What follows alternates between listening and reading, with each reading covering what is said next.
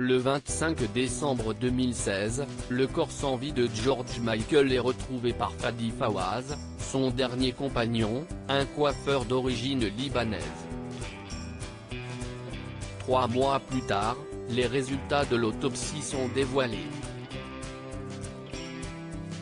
Le chanteur est décédé de cause naturelle mais souffrait de différentes pathologies, notamment une lésion du foie. Enterré dans un cimetière de Londres, George Michael laisse une fortune de 100 millions d'euros. Un héritage que plusieurs personnes se disputent depuis des années. Ces 100 millions d'euros ont, en effet, été répartis entre ses sœurs, Lio Ada et Mélanie, son père, et des amis, notamment Shirley Kemp, une choriste du groupe Wham et David Austin, un producteur.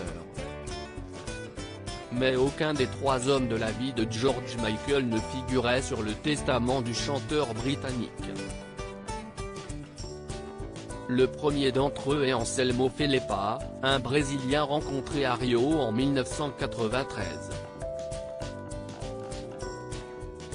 Mais quelques mois seulement après le début de leur histoire d'amour, Anselmo décède du sida.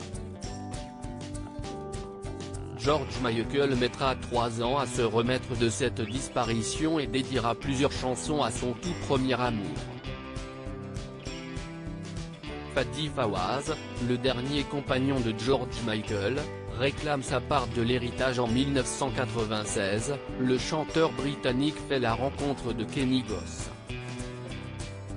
Cet Américain est le grand amour de la vie de George Michael.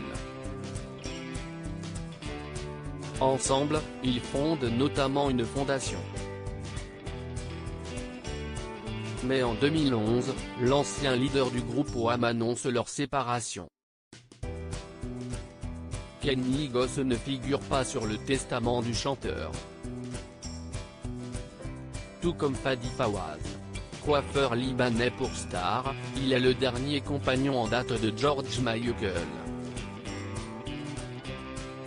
C'est lui qui découvre notamment le corps du chanteur le 25 décembre 2016.